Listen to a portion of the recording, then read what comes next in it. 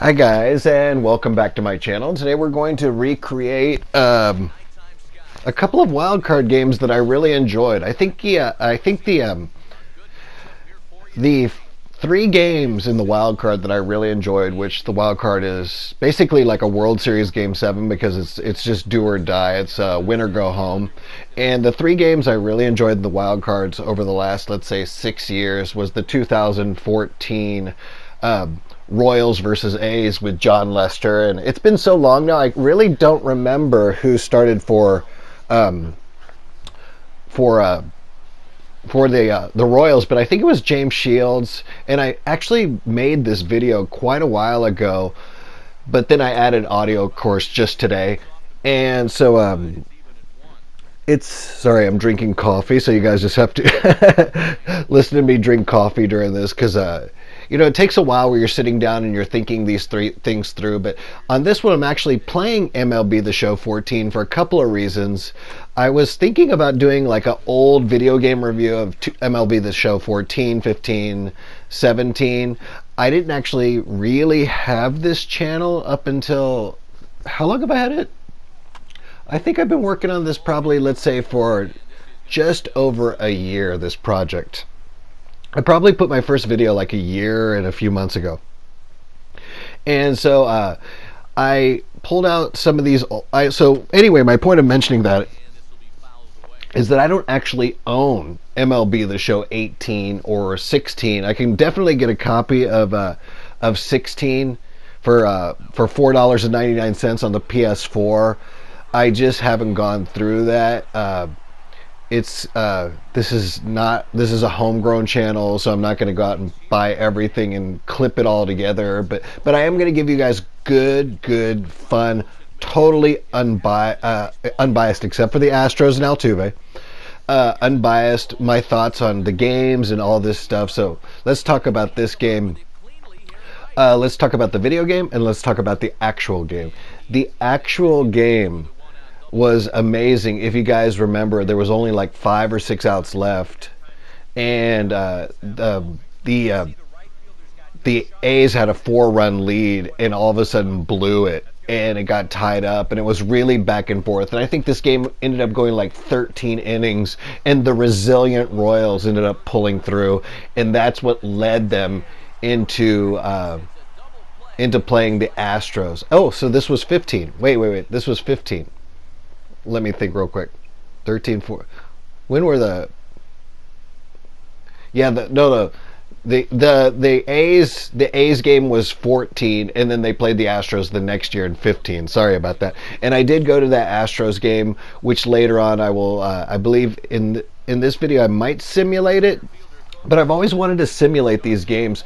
The problem is with simulating the other game when it comes to the Astros is at least 1 or 2 of the players weren't even purchased from the minor leagues yet. So if you try to simulate on MLB The Show 15, they don't let you, I believe, get the old rosters from other people anymore. So unless you can update your roster with like a USB chip or something, Carlos Correa will not be on that team because I think he had like a June or July start. And so once the company like PlayStation 4 and the company that makes these actually stops updating it, they don't allow you access to roster updates anymore in any shape or form. So I think I did do this one correct, minus a couple of people. So there's James Shields, big game James. He hasn't really been a person that I thought had the appropriate name. He has played in some big games, but he's never lived up to a moment. I believe Game 7 against the Giants with that Bumgarner game in 2014 ended up being against Jeremy Guthrie. In the Royals, the really cool thing about the Royals is that was before they started winning the big games, they became kind of a pet team of mine that I was really enjoying watching. So I was following them a lot, and it kind of led up to that that wild card game, and then their first World Series, and then their second World Series. The first World Series, if you don't know, they lost to the Giants in 7, and the second World Series they beat the Mets in 5. This is another example of me just showing you the gameplay of MLB 15 The Show. My final thoughts on MLB 14 The Show, which was what we just saw, was that it was almost like a port from the PlayStation 3. I didn't really find it to be fun or playable. Once you get to 15, you can start to see things tweaked together. And then when you play 17 and 19, 19 is just really well done, but 19 is very good at the transitions, the polish, the textures on top, and the pitches look great. I thought in MLB The Show 17, the pitches already looked great. So 15 for me is playable. It's just 14 is for me is not playable. 15 is playable. I think 15, when you look at the catcher catching there, all the way up till 19, you'll see that catcher's glitch. They have not fixed it. It's quite annoying.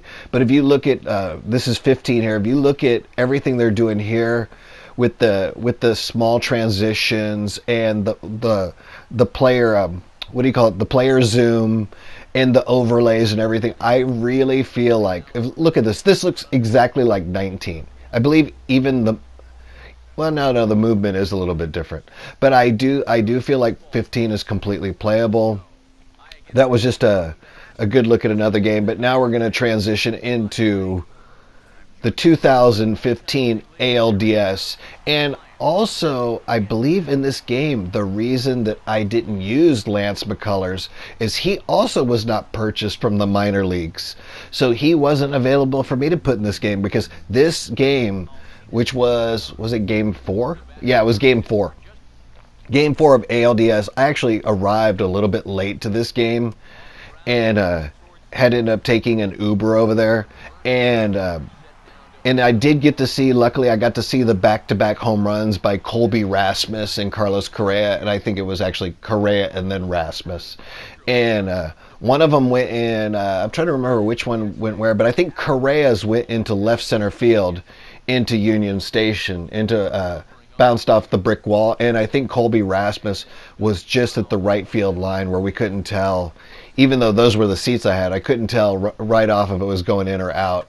And that's my memory of it. Now we're talking 4 years ago, and that was the beginning of when we started getting to the playoffs. And the really cool thing about that game that I remember is that game wasn't sold out. That game was not sold out. And I had a chance to buy my tickets for $27 a piece to an ALDS Game 4, which ended up being our final home game of the year that year because we lost in Game 5 to the Royals. And I ended up not clicking on whichever website I was using. I just can't think of the name of it right now. I'm laughing at that. Oh, it did bounce off the wall. It did bounce off. I thought that was a home run. Anyway, but I ended up paying $31 a ticket to go to that game. Now you can't really sniff those tickets for like maybe ALDS for like $130, $150. I mean, we're talking bad seats. We're talking really bad seats. And ALCS might be $170 for bad seats. I believe I used StubHub, by the way. And it was really cool to go to that game. Unfortunately, that was the game where, was it the 7th inning or the 8th inning? It's been a while now, but I believe it was the 8th inning.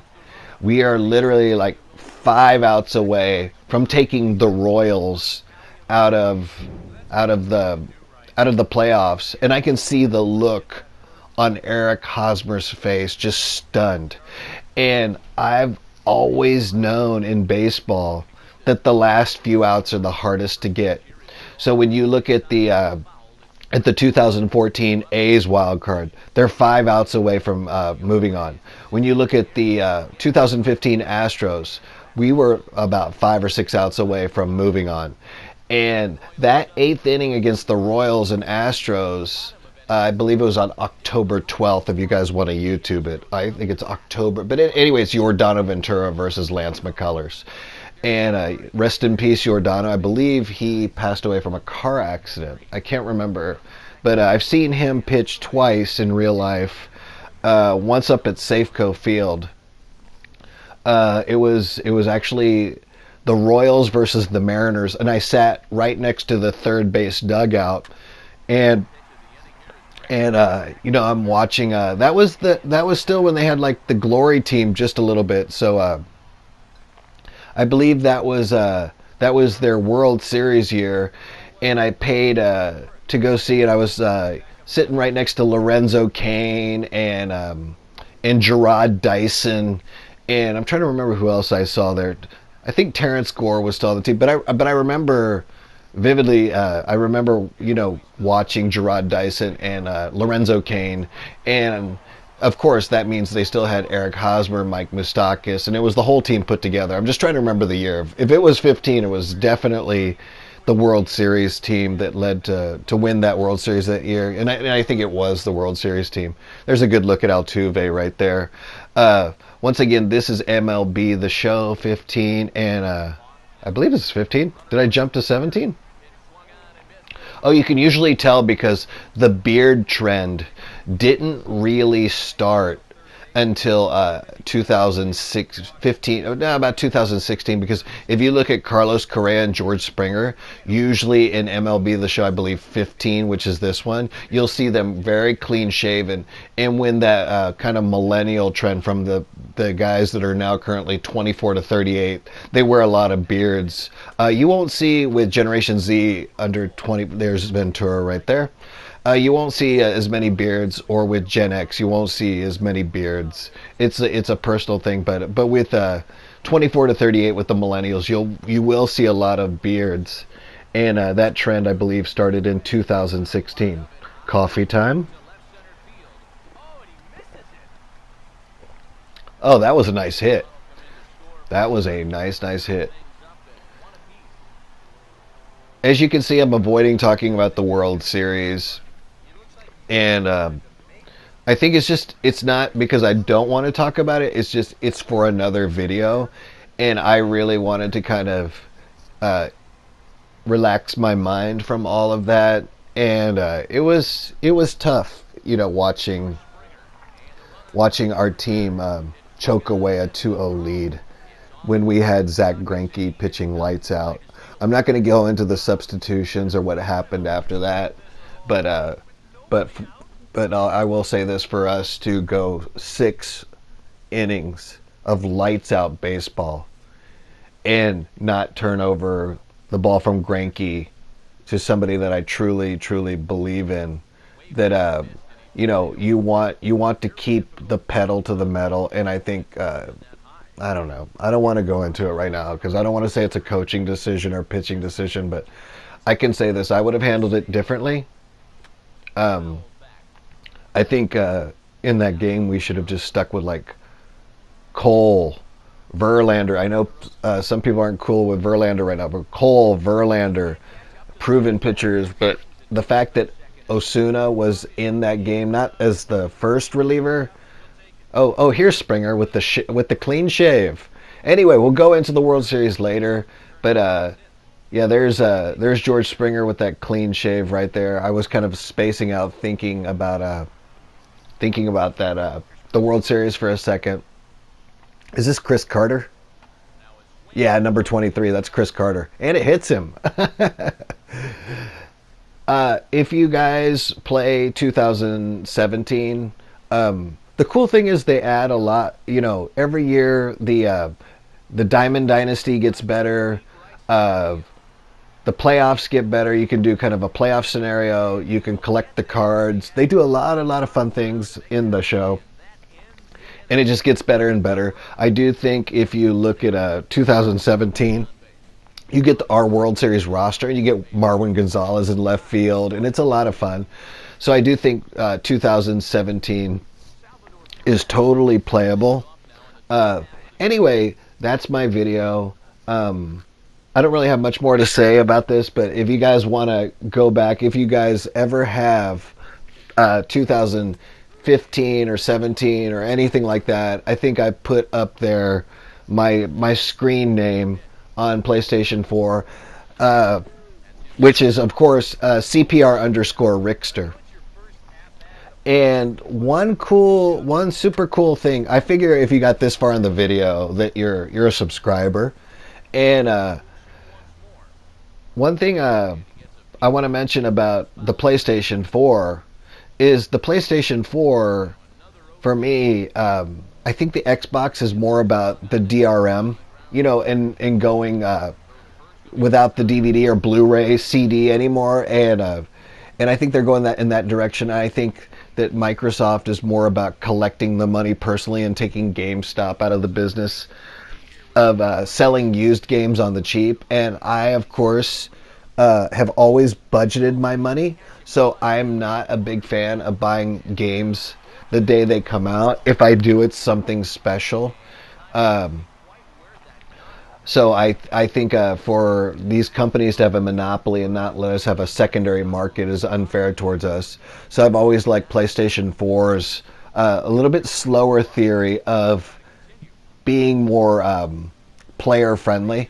And so PlayStation 4 also has the one and only the best, or if you delete RBI baseball, they have the best baseball game in the market. And also they have the Uncharted series. I'm a big fan of the Naughty Dog games, and those Naughty Dog games to me are just amazing. They just do everything right. So they get the voice acting right, the pace right. I could go on and on and on about Naughty Dog games. And as you can see on my channel, I posted a bunch of Naughty Dog games. Nobody watches them, which is fine. But I wanted to post it for my record, because if I ever wanted to see me play, because these games take forever, and I didn't want to play them again and again and again. So I was like, you know what? I'm just going to post everything I play as far as Naughty Dog games, and I had fun doing that. And anyway, that's my video. Hopefully you guys liked it, and if you guys ever want to pull out an old CD of like 2015, 14, not 14. I don't think I'd play 14. If you guys ever want to pull out like a MLB The Show 15, 17, let me know, and I will see you guys next time. Behind 0-2 now. That got in his kitchen big time right there. And now a pitch on the way. And this is swung on and missed, and Rasmus becomes out number 1. And now just look at all three of these pitches here on show track. First one, not a strike. Not a strike, and not a strike either. Now, that's no question that it could be 3-0 right now, but instead, he's headed back to the pine. Evan Gattis comes on with one away as he looks at a ball. It's 1-0. The next pitch. Swing and a ball hit softly on the ground, but a foul ball, 1-1. Bases are empty, one man out. Now the 1-1 pitch. Now a ball swung on and heading for the stands in right, and that'll move the count to 1-2 now. Here comes a 1-2. Swinging a ball hit on the ground.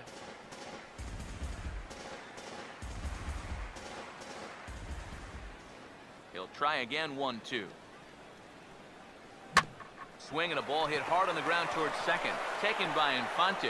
Throw gets him, 2 down. Jason Castro to get his first chance now, trying to get something started with 2 away here in the bottom of the second. And looked inside, but that's ruled a strike. 0-1. Just no chance to pull the trigger on that one. It just got on him too fast. Now here's the pitch. Oh, and he's really getting the better of him now. It's strike 2. And you Now here it comes. Lifted down the line in right and back out of play. Count holds it 0-2. Another 0-2 home.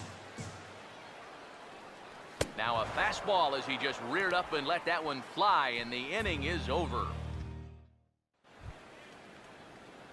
Omar Infante will step in here to start their half of the third with the top of the order to follow. Omar in front.